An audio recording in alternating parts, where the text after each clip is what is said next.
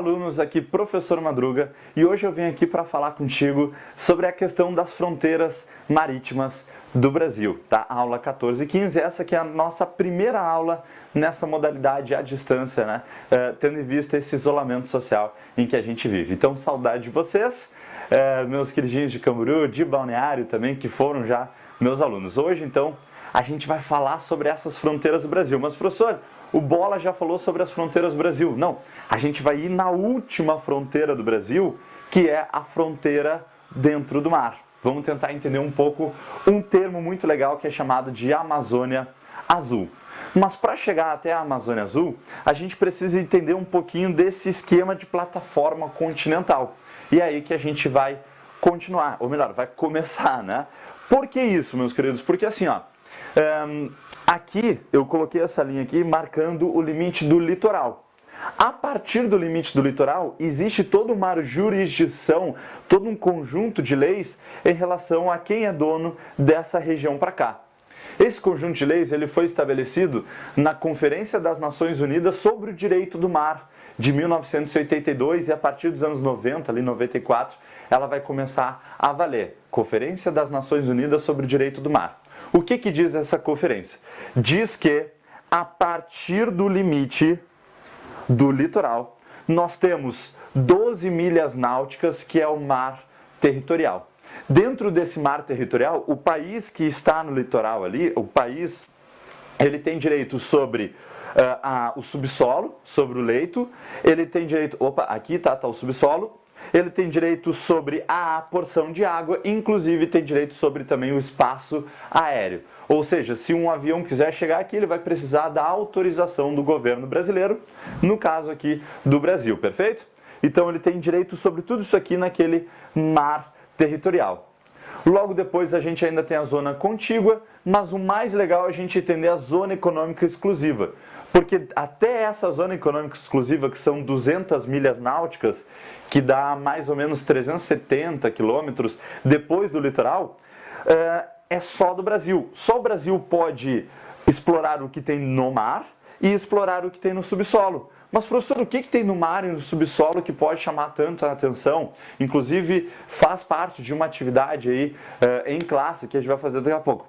O que tem de tão importante assim nessa parte aqui? Bom, vamos começar. No subsolo, eu só vou te explicar o seguinte. No subsolo, dentro dessa região aqui, é onde a gente vai encontrar a zona de pós, a zona de sal e a zona de pré. O que é isso, professor? Pós, sal e pré. Você deve ter ouvido falar sobre o pré-sal. É no pré-sal onde a gente encontra o quê? Uma grande quantidade de petróleo bruto que pode ser explorado. Não só petróleo, como gás natural também.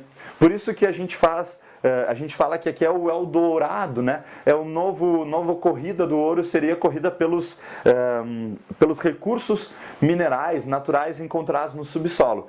E até 200 milhas náuticas, isso aqui é do Brasil. E no próprio mar a gente tem uma quantidade gigantesca também de recursos naturais.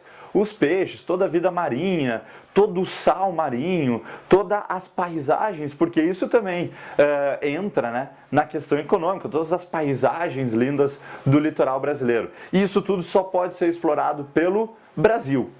Perfeito? Então essa aqui é a zona econômica exclusiva. Isso aqui então faz parte da plataforma continental. Depois a gente tem o talude. Professor, talude é essa grande queda que a gente tem depois dos 200 milhas náuticas, mais ou menos, porque pode ser mais, pode ser menos, literalmente. Tu tem essa grande queda, e porque aqui a gente tem uma profundidade de no máximo 200 metros. Aqui é essa grande queda onde tu vai chegar até a planície oceânica. Aí sim tu está em oceano aberto.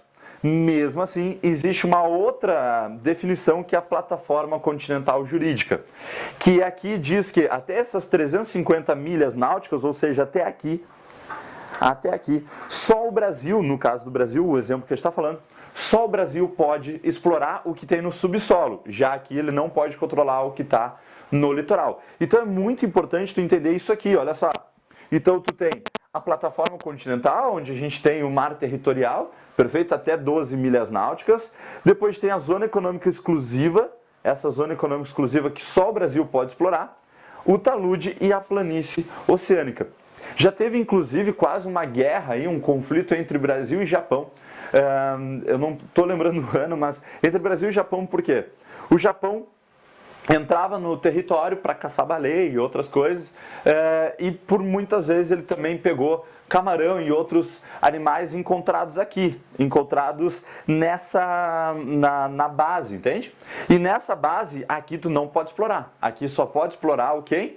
O Brasil. O Brasil pode explorar. O Japão, se entrar na plataforma continental jurídica, ele pode explorar a água, mas não o que está aqui. A discussão era em relação ao camarão, porque o camarão ele não é um animal que nada, né? Na verdade, ele é um animal que ele vai fazer o máximo salteamento, e aí tinha essa discussão se o camarão ele nadava ou não e se poderia ser explorado ou não. Eu lembro que o presidente falou à época que se camarão nada é a mesma coisa que o sapo voa, né? Não faz sentido. Então se resolveu dessa forma essa grande briga. Mas o que isso aqui tem a ver? Tem a ver com a Amazônia Azul, queridos. Olha que legal. Amazônia Azul. Professor, por que Amazônia Azul? Em 2005, azul. A partir de 2005, né, o governo brasileiro ele começou a entrar em contato com a ONU, querendo aumentar e fazer uma faixa de litoral que seja território brasileiro. E existem alguns motivos para se chamar Amazônia Azul. O primeiro é o tamanho, porque é tão grande quanto a Amazônia, dá 4,5 milhões de quilômetros quadrados, o que equivale a mais ou menos 52% do território brasileiro, que é mais ou menos o que a Amazônia também ela ocupa, a Amazônia Verde, né, ocupa do território. Fora a questão do tamanho, a gente tem a grande questão da riqueza da biodiversidade. Vou só colocar assim, a biodiversidade. Tu tem uma grande quantidade de vida animal e vegetal nessa região aqui, então tu tem uma das maiores biodiversidades do mundo. E também a riqueza, assim como é a Amazônia, existe uma grande riqueza mineral, natural, eu ia falar humana, não, mineral, natural, enfim, nessa região, o que faz então fazer essa relação com a Amazônia Azul. Região de enorme biodiversidade, região realmente muito rica. E aqui então, a partir de 2005 vai ser criado esse termo da Amazônia Azul, que é a última fronteira do Brasil. E aqui a gente tem, professor, mas por que tem essas bolotas aqui para o lado? O que é isso, professor? São as ilhas. Porque ao redor de uma ilha, tu vai ter essa mesma legislação que eu falei aqui. Essa mesma legislação de mar territorial, zona econômica exclusiva e plataforma continental jurídica. A mesma coisa. Então aqui a gente tem a última ilha brasileira lá, que é a ilha de São Paulo e São Pedro. Logo abaixo aqui a gente tem também a tal de Rocas e Fernando de Noronha, né? Aqui mais ou menos Fernando de Noronha. Fernando de Noronha que faz parte de Pernambuco, né? Dominado por Pernambuco. E São Pedro e São Paulo, gente, que é um conjunto de ilhas, eu vou colocar aí na imagem, é um conjunto de ilhas rochosas, na verdade são os rochedos, e onde é colocado ali o quê? Uma casa com pessoas morando no meio desses rochedos, e é colocado ali também as pessoas para trabalharem com pesca. Porque aí esse território vai ser brasileiro. Para ser um território de um país, precisa ter população nesse país, ou nesse território, e precisa ter atividade econômica. Por isso que esses cientistas eles também ficam pescando.